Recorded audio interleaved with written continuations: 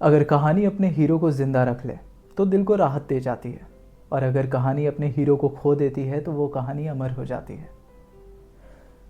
कहानियाँ वो याद रखी जाती हैं जो हमें दर्द दे देती हैं, और उसका सबसे बेस्ट एग्जाम्पल है रांझना। रांझना फिल्म की दो एंडिंग है। एक एंडिंग में कुंदन की डेथ हो जाती है और दूसरी एआई एडिटेड जो रिलीज़ की गई थी जिसमें कुंदन वापस से ज़िंदा हो जाता है।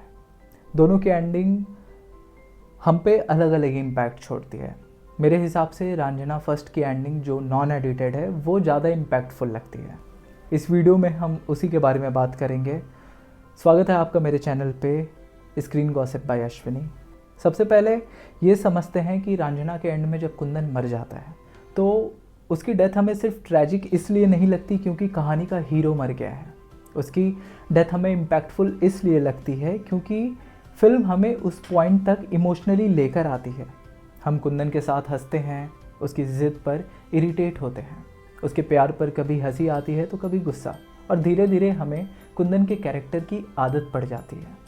पर जिस हिसाब का वो कैरेक्टर होता है और जब उसकी डेथ होती है तो वो डेथ हमें सरप्राइज़ नहीं करती, क्योंकि हमें पता होता है कि जिस तरीके का ये कैरेक्टर है इसकी एंडिंग हैप्पी एंडिंग नहीं होने वाली। कहीं ना कहीं उसके साथ कुछ ट्रैजिक होना एक्सपेक्टेड होता है, और जब कोई चीज़ एक्सपेक्टेड हो के भी चुभे तो समझो फिल्म ने अपना काम कर दिया है। साइकोलॉजिकल लेवल पर अगर देखें तो इंसान का दिमाग लॉस को ज़्यादा गहरा महसूस करता है। अगर हम कोई चीज़ खो देते हैं तो वो चीज़ हमें ज़्यादा याद रह जाती है। कुंदन का मरना हमें इसलिए ज़्यादा इम्पैक्टफुल लगता है क्योंकि वो परमानेंट है। हमें पता होता है कि अब वो वापस नहीं आएगा। कुंदन कोई बहुत अच्छा हीरो नहीं था, वो गलत था, उसके प्यार करने का तरीका गलत था, वो ज़िद्दी था, वो ऑब्सेसिव था, और उसका मरना उसके कैरेक्टर को कंप्लीट करता है, उसके कैरेक्टर आर्क को कंप्लीट करता है। और वहीं जब हम एआई वर्जन की बात करें जिसमें कुंदन लास्ट में ज़िंदा हो जाता है, वो सीन हमें देखने में अच्छा लगता है कि चलो हीरो बच गया, बट उतना इम्पैक्टफुल नहीं लगता जितना इम्पैक्टफुल हमें रांझना की नॉन एडिटेड वर्जन लगती है, क्योंकि यहाँ पे कोई लॉस नहीं हुआ, आपने कुछ खोया नहीं, और जब आपने कुछ खोया नहीं तो आप महसूस क्या करोगे। साइकोलॉजी बहुत सिंपल है। रिलीफ एक मोमेंटरी फीलिंग है और दर्द एक लॉन्ग टर्म मेमोरी बनाता है। कैरेक्टर के लेवल पर अगर आप देखो तो कुंदन का आर्क वहीं ख़त्म हो जाता है।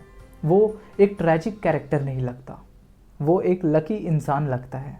सिनेमा के हिसाब से जब हीरो बच जाता है तो एक्सप्लेनेशन आ जाता है, क्लोज़र आर्टिफिशियल सा लगता है। अगर मेरे पॉइंट ऑफ व्यू की बात करूं तो रांझना कभी हमें कंफर्ट देने के लिए बनी ही नहीं थी।